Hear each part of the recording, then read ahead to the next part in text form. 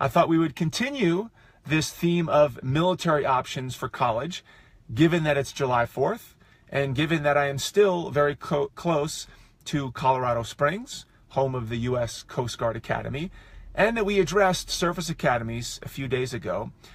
This time, in this episode, I'm going to address ROTC programs, Reserve Officer Training Corps programs, and maybe after hearing about this or raising your awareness, your son or daughter might consider ROTC programs or an ROTC scholarship.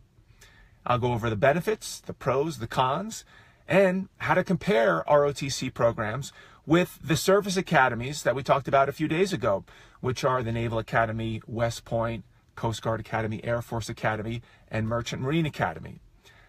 Hi, everybody. I'm Phil Black. I run an online mentoring program called PrepWell Academy, where I help prepare young high schoolers, rising freshmen, sophomore, juniors, and seniors make smart decisions about high school, about college, about career choices, and about life. And one of those career choices might be a military option for college. In fact, if you're interested, the program's called PrepWell Academy. You can go to PrepWellAcademy.com and you can sign up and get involved. There is a military special or a military plan, particularly for those students who are thinking about military academies or ROTC. We also have an athlete plan for students who are thinking about and hoping to get scholarships to college or maybe just playing college sports. So check us out if you like, if you're interested.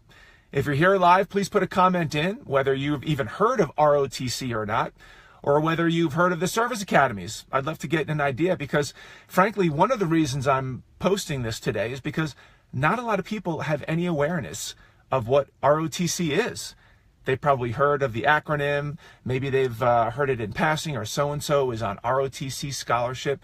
We're going to break down what that means right now. So an ROTC scholarship is where you apply for a scholarship. In fact, I like to make the distinction here, different from the college scholarship that a lot of people are looking for athletics. An ROTC scholarship, you are in charge of.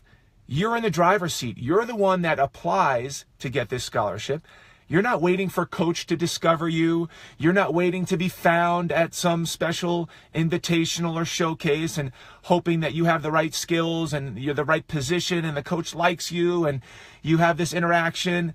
None of that stuff really matters. For an ROTC scholarship, you are applying to win this scholarship and then apply that scholarship to your college of choice. Now, in terms of the colleges that offer ROTC programs, there's about 130 of them. And if you go to PrepWellAcademy.com, I can send you, and you sign up with your email, I could send you the listing of colleges that offer ROTC programs on campus. And ROTC is basically a part-time military service that you're doing while you're in college, but you're not going to a service academy. You're not going to the Naval Academy and going on their campus. You're not coming out to Colorado Springs and being on the Air Force Academy campus. You actually go to a more traditional college. You might go to Boston College. You might go to Tufts. You might go to Harvard. You might go to Yale. And you are an ROTC student, but you're essentially acting like a regular Joe Blow college student, except that you have this part-time ROTC commitment where they're training you to become an officer in the military. And that might mean that you have to wear a uniform. I think it's one time a week, maybe twice a week. You have to probably take one or two classes in addition to the regular curriculum at any particular traditional college to fulfill the requirements to be trained to become a military officer. So it's not as if it's what I call a hardcore experience. It's, again, more like a part-time military experience. You go through the 4 years of college for free, and you ultimately graduate with the same exact rank as somebody who's been through the Naval Academy or the Air Force Academy or West Point. You graduate as a beginning military officer. Now, with that, of course, as I mentioned, it's free. But with that, of course, comes the commitment of time to, quote unquote, pay back that free education that you have. I like to frame it as, oh yeah, you have to get that guaranteed job for 5 years in order to pay back for that world-class education, I know a lot of people go to a private education like Harvard or Princeton or some of these other schools. They're going to be $300,000. If you get an ROTC scholarship, that private education is free.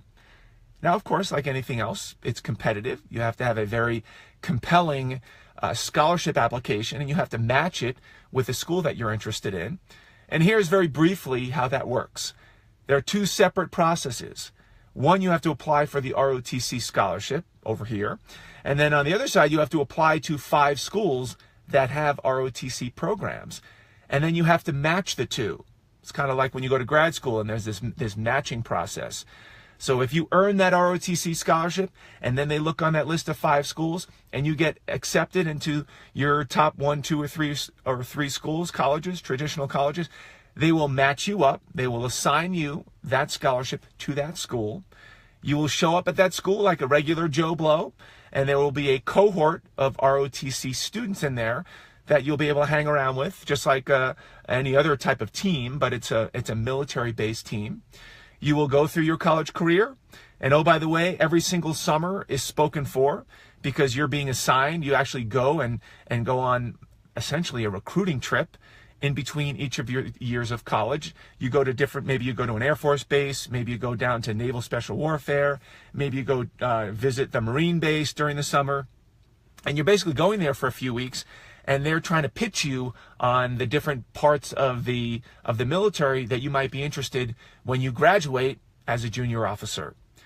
So I hope this opens up your awareness to, number one, what ROTC is, whether your son or daughter might consider it, and if they are, please connect with me. I can give you all kinds of information, and I work with kids all around the country and help them make sure that they're getting all the right check marks for that ROTC scholarship to earn to get that free world-class education at 130 schools that are traditional colleges.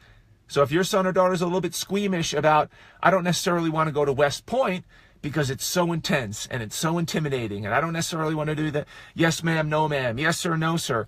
I wouldn't mind being a regular student at Boston College, but still going for free and having this military experience every week. Maybe they do a drill every other month, and then of course they have that guaranteed job afterwards.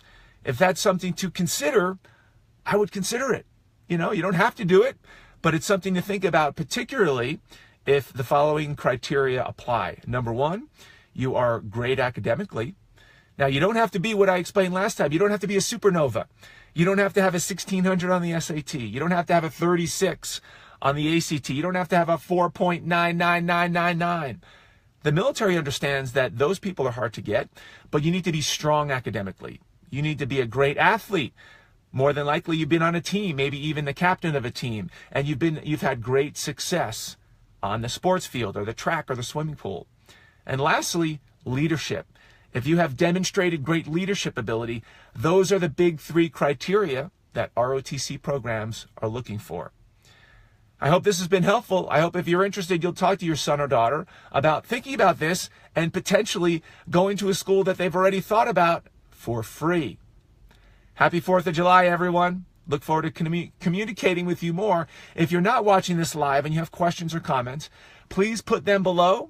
I check out all the comments all the time, and I will get back to you as fast as I can. Have a safe holiday, and see you next time.